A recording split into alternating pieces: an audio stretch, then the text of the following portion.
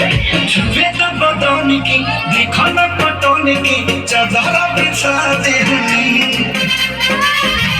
पलंग जी पलंग हाथी हाथी पलंग पर झुलवा झुलवाती